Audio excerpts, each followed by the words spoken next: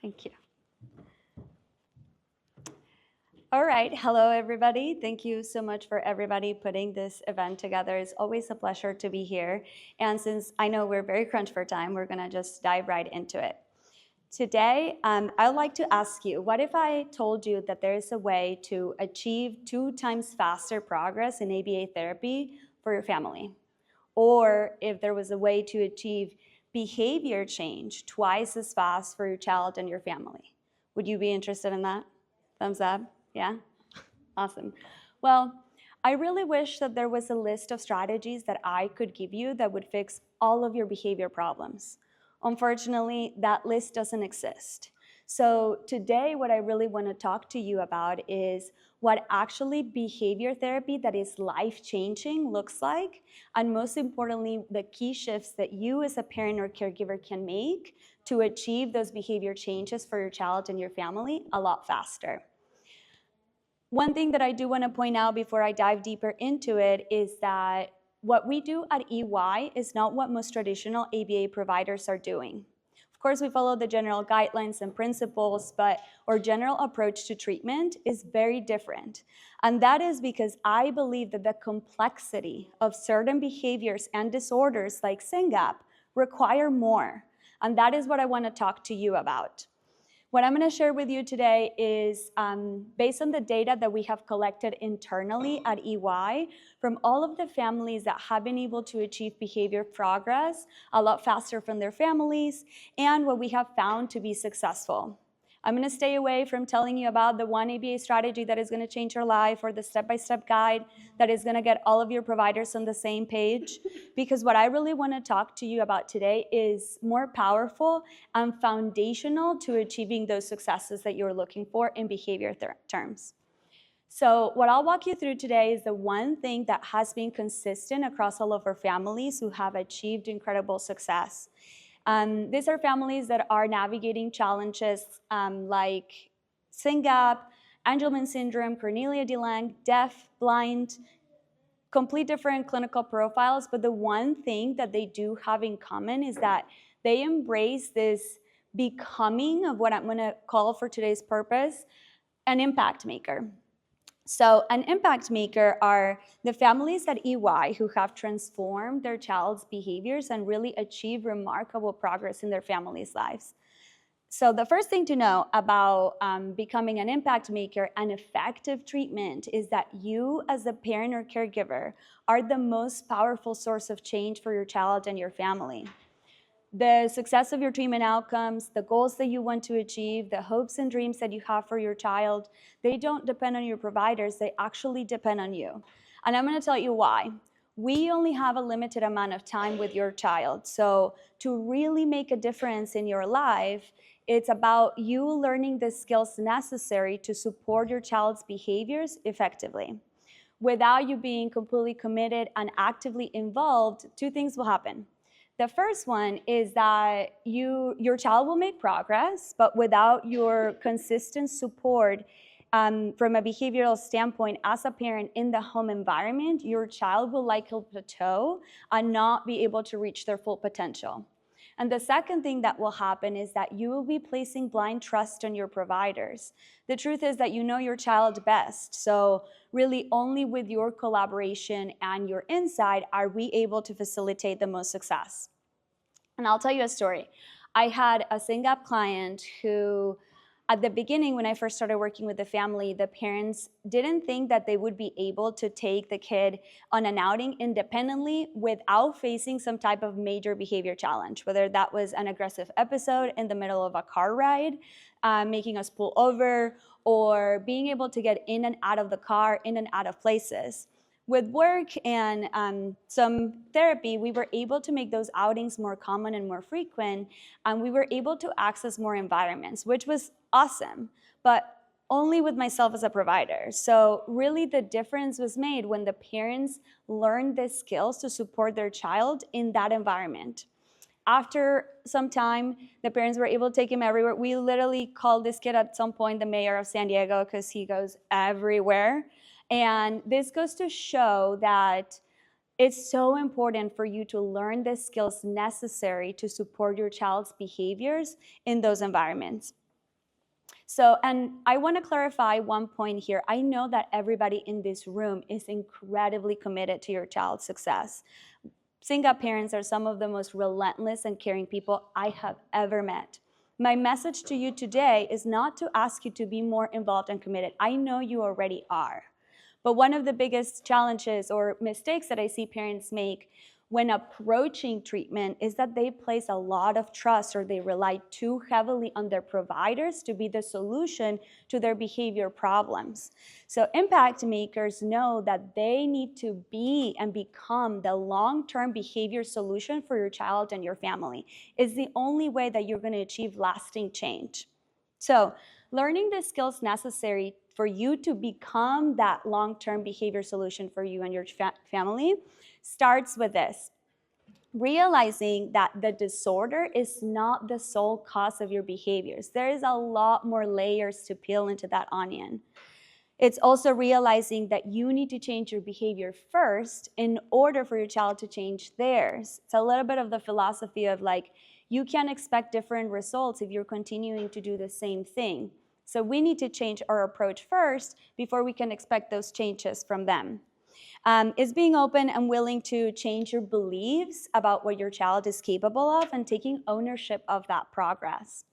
And then lastly, it's about realizing that understanding requires curiosity, and that requires a little bit of effort, whether that is taking information outside of session, collecting data, practicing those skills on your own, or spending more time observing and learning about your child. So if this resonated with you, the one thing that I would recommend you start with is asking yourself this question: how close are you from feeling completely confident in your ability to manage challenging behaviors? If you're not close, there might be a gap that we need to bridge in your skill set. The second thing to know about effective treatment and becoming an impact maker is that no one thing alone will solve your behavior challenge. Parents often, I see, make the mistake of looking for like the one magic pill or the one quick fix. Give me the ABA strategy that is going to change this behavior. But the truth is that effective treatment requires a combination of multiple approaches. In order for any behavior to change, for behavior change to happen at all, three things must happen. The first one is that we must understand the reason for the behavior. Why does this behavior happen in the first place? What is this behavior trying to achieve? What is the outcome the child wants out of this behavior?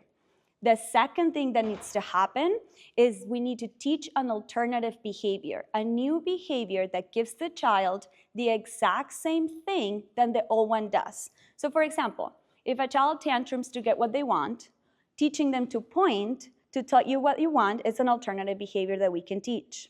The third thing for behavior change that must happen is that this alternative behavior needs to be easier for the child. So for example, in the tantruming pointing example, if we teach pointing and pointing is easier for the child to get what they want than tantruming, then pointing will stay. But if tantruming is easier to get what they want, then tantruming will continue. Also, for behavior intervention to be effective, it's super important for the child to be in the right state of mind, calm, focused, and ready to learn. So tools and interventions like medication, what they do is that they regulate the nervous system of the child, and they give us a window where we can teach and where they can learn. But they don't teach alternative behaviors. This is why medication alone is not an effective solution for your child's behavior problems. It's so important to know that behavior intervention requires to be holistic and comprehensive. We're not about fixing behaviors, eliminating behaviors. It's about understanding, teaching, and really meeting the child's needs in order for that behavior change to occur. So if any of this resonated with you, I would ask yourself, I would start with asking myself this question: is there anything that you think is going to be the magic pill to solving your child's behavior challenges? And if so, will this help you understand why the behavior happens in the first place? Will it help you teach your child an alternative behavior? Or will it make it easier for your child? If the answer to any of those questions is no, then that may mean that we don't have as comprehensive of a treatment as we may want it to be, and there is something to look at there. The third thing to know, about effective treatment and becoming an impact maker is that it is crucial to understand the subtle changes in your child's behaviors. This is piggybacking on what Monica said on really knowing your child and knowing your baseline. We really want to know the subtle changes in behavior. This is so important to know your child in great detail and to know who they are at their best. Impact makers do understand this one thing, which is the key to predicting and managing behaviors lies in your ability to identify those subtle changes in behaviors. This involves picking up on subtle cues like the ones I have up here. We are looking at changes in breathing patterns, eye movement, mood changes, energy, skin tone. So for example, we may look at a child's pupils and see if they're constricted or dilated. We may look at if the child is blinking faster or slower than usual. Are their movements faster or slower than usual? And these cues, what they allow us to, or what the information that they give us is that they give us insights into their physical and emotional state. And they allow us to identify patterns, predict behaviors, and change our approach based on what we are observing. If you know what your child typically looks like at their best, then you're able to predict when they're about to turn into their worst. And you're able to change that approach based on what you're seeing. So for example, if you identify that your child is having a little bit of an off day, you can decrease demands, engage in self-regulation, change the environment. Or if you're seeing that they're having a great day, then you can potentially push them a little bit more and push them outside of their comfort zone to achieve progress in the right direction. Knowing your child in like a deeply nuanced level, like knowing when they blink the wrong direction and you're like, a behavior is gonna happen, is really effective for your day-to-day interactions and also for helping understand or know if other treatments and interventions like medication are effective. If you're able to see what your child looks like at their best, and out of a sudden it's not going that way, then you're able to say, oh, let's look at what other interventions, what other medication we integrated, we changed that is not working for my child. So if this resonated with you, I would start with looking at this list and asking yourself, is there anything in this list that I do not know about my child when they are at their best? If there is something that you can identify, again, even the rate or blinking, how many times do they blink? How fast do they respond? If there's anything that you don't know on that list about how your child behaves at their best, then that's a good place to start in starting to observe your child in those moments. And then one thing, super side note for those of you who do have ABA and are interested in this strategy of getting to really know the nuanced behaviors, this requires quite a bit of support from your team for data collection and systematic intervention. So this is why at EY, we don't have behavior technicians working with Syngap patients. That's again because I believe that the complexity of the disorder requires that level of competency. So at EY, we only have higher level clinicians working with Syngap patients. If you take this information back to your team, just know that there might be some differences in the kind of support that you will get. So I think I did pretty good in time. These are the three things that I'll just share one last thing. My story, of course. These are the three things that really we have seen to be the most successful with the families that have achieved the most success. And I just want to remind you, like, you know your child best. Everything that the panel before me said about therapies, making sure that is for your child, that the behavior therapists that are there are in alignment with your family, I so stand by, is all true. So you know your child best, you know your family best. Know that you can achieve this incredible success like the one that we have achieved at EY with some of our incredible families. And I really hope that From today, you gain a little bit of clarity on what things you can do right now to make faster progress in the direction of your child's behaviors. And then if you are ready for more and you would like to have more resources, we do have a free newsletter that you can subscribe to where we share weekly practical strategies on some of the most common behavior challenges that our families experience. And if you have problems with dropping behavior, I have a webinar coming up on Friday as well. That's it.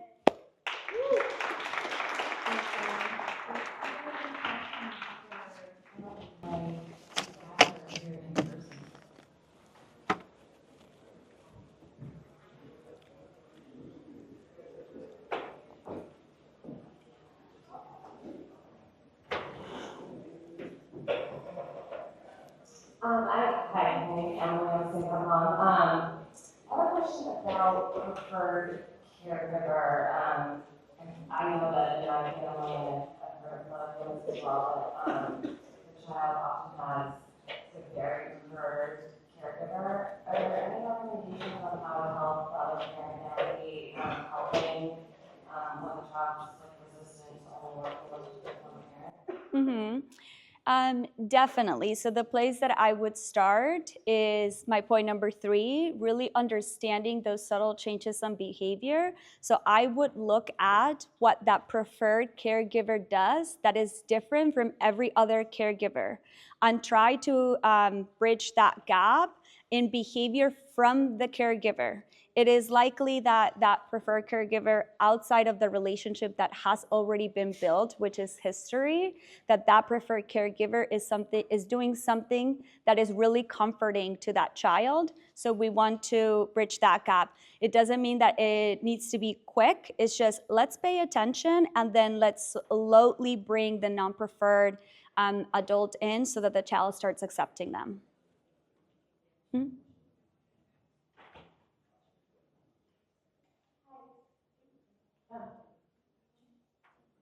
Hi. We just started PDA therapy with my daughter, 4.5-year-old daughter.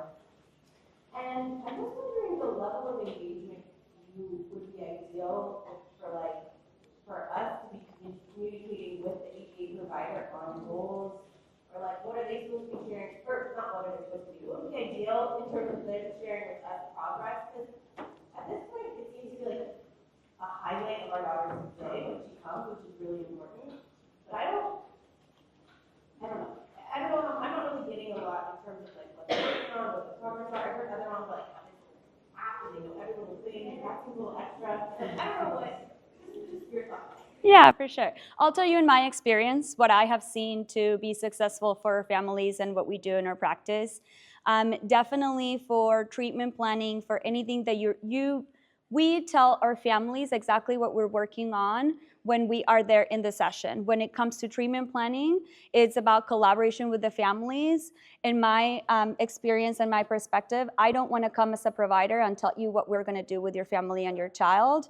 I would want that collaboration from you to see what's meaningful for you and what you want to work on. So that level of involvement where you are aware of what you're working on, where you're headed, what are your goals, is probably a good foundation and where I would start. You want to know where we're working on.